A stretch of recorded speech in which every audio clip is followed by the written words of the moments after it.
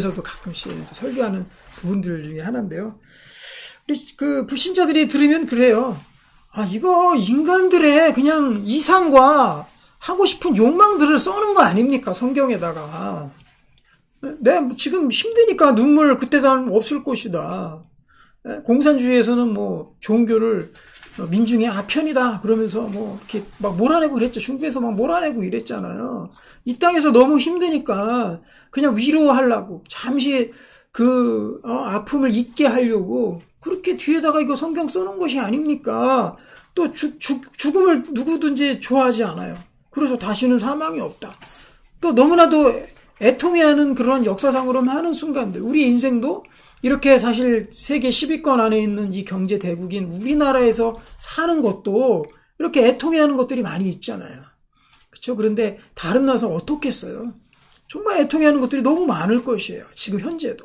우리 역사상으로도 많은 전쟁과 고통과 기근과 여러 환란들이 있었기 때문에 거기에서 너무나도 애통해하는 것들이 많았기 때문에 민중에게 그냥 아편으로서 한데 탁 이거 성경 말씀 하나 주면 잠시나마 고통을 좀 잊게 하려고 그렇게 주신 거 아닙니까?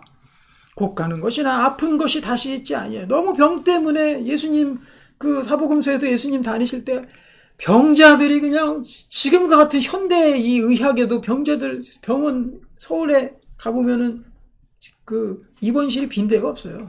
꽉꽉 닫혀 있어요. 이 현대 의학에서도. 그럼 그때 당시 예수님의 시대에 얼마나 많은 사람들이 병을 가지고 있었겠어요. 조그마한 병 하나 못 고쳐가지고 그게 이제 확산이 돼가지고 심각하게 잃은 사람들이 얼마나 많이 있겠습니까? 그런 사람들이 다 몰려들었단 말이에요. 그래서 이게 종교니까 그냥 그것들 위로하려고 아픈 것이 다시 있지 아니한 거 아니냐 이렇게 써놓은 거 아니냐. 저는 거기에 대해서 변론을 하고 싶어요. 만약에 이 요한계시록 21장에 있는 이 모든 눈물을 하나님이 닦아주시고 사망이나 애통해하는 것이 없다는 이 말씀이 만약에 우리에게 없다면 반대로 그걸 생각해 봐야 돼요. 우리에게 이것들이 없다면 우리가 현재 살고 있는 아무런 이유와 의미가 자체가 없어진다는 겁니다. 성경에서는 분명히 영혼을 담보로 해서 이것들을 얘기합니다. 예수님이 재림했을 때 잠깐만 눈물 없고 애통하는 것이 없고 그냥 또 시작이 돼. 이거 아니라 그랬잖아요. 그거 아니라 반드시 영원이에요. 영원. 예수님이 오시고 재림하시고 나서 그 다음에 우리가 부활하고 나서 그 다음에 영원토록 눈물이 없고 애통하는 사망 없고 곡하는 거 아픈 것 있고 아픈 것 없고 처음 것들이 다 예전 것들이 다 지나가야지. 그래야 우리가 지금 살고 있는 살아가고 있는 열심히 살려고 하는 의미를 찾으려고 하는 인생의 의미가 빛을 발하기 시작을 하는 거죠. 그거 없다면 요한계시록 21장에 이 말씀이 없다 그러면 지금 살아갈 아무 이유가 없다는 거죠. 어차피 죽을 건데 누누이 제가 작년부터 올해까지 입이 아프도록 얘기하는 거죠. 어차피 조금 있으면 금방 죽을 건데 어떤 분은 5년, 10년, 20년, 30년 생명이 남아있는 분들도 있을 겁니다. 아니면 정말 내일 일을 알 수 없을 만큼 몸이 안 좋으신 분들도 있을 거예요. 그러면 지금 살아갈 이유가 지금 죽으나 그때 죽으나 조금 있다 죽으나 부자였다 죽으나 가난했다 죽으나 아팠다 죽으나 건강했다 죽으나 다 똑같아진다는 거죠. 지금 살아갈 이유가 전혀 없어집니다. 그런데 인간들은 아무 방법도 모르고 어디로 가는지도 모르니까 그냥 사라지니까 하나님께서 우리에게 주신 형상인데 그냥 사라지니까 열심히 살아가고 있는 거예요.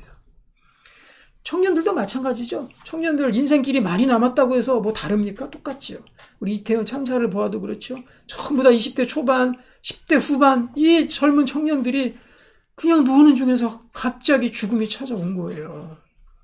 그렇게 금방 죽으나 참 죄송한 말씀이지만 또 아주 무병장수해서 100세까지 살다 죽으나 어차피 우주의 시간 가운데 100년 차이의 시간에 죽는 거에 있어서는 다름이 없다는 거죠. 그래서 우리에게 필요한 건 뭐냐?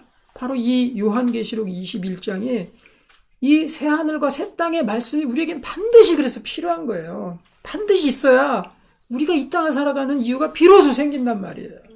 그렇게 우리가 이치를 잘 분별해 보면 하나님의 말씀이 맞는 거구나. 이것이 그냥 우리의 이상이 아니구나. 알 수가 있는 거죠. 설사 우리가 이것이 거짓은 분명히 아니지만 거짓이라고 해도 믿어야 되는 게 정상일 겁니다. 왜냐면 우리는 좋은 것을 추구하기 때문에.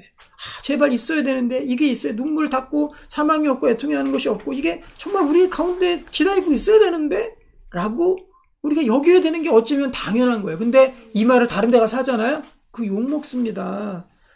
당신 애통이 하는 것이 없고 사망이 없는 그 미래가, 밝은 미래가 예수 그리스도를 통해서 기다리고 있어요. 믿어야 되지 않겠습니까? 그러면 정상적인 우리의 사고라면 그렇군요. 진짜 있군요. 저 믿고 싶어요. 어떻게든 그것이 아니라도 좋으니까 그냥 그거 믿고 어떻게든 해볼게요. 이게 정상입니다. 그런데 보통 사람들은요. 이 얘기하잖아요. 펄쩍 뜁니다. 아니 내가 죽어야지. 죽어야지. 좀 이따 죽어야지. 무슨 영생이고 천국입니까? 말도 안 되는 소리 그만하세요. 이런 반응하거든요. 그러니까 우리의 그 배후에 뭐가 있다는 거죠. 그 배후에 누가 있습니까? 짐승의 표 666 마귀 악한 영들, 하나님을 대적하는 악한 영들이 있기 때문에 우리를 죽음으로 같이 물귀신 작전이에요. 지들은 이미 사망선고를 받았거든요. 근데 자기한테 가기 싫으니까 그냥 우리 인간들 끝까지 잡아 당겨서 같이 몰아넣으려고 그렇게 하고 있는 그 배우가 우리 속에 있는 거죠. 그거 우리가 지혜롭게 간파할 줄 알아야 된다는 겁니다. 그래서 이 말씀은 우리에게 있어서 생명의 소망, 반드시 필요한 말씀입니다. 이것이 없으면 안 되는 거예요. 자, 5절 말씀 보겠습니다. 보좌에 앉으신 이가 이르시되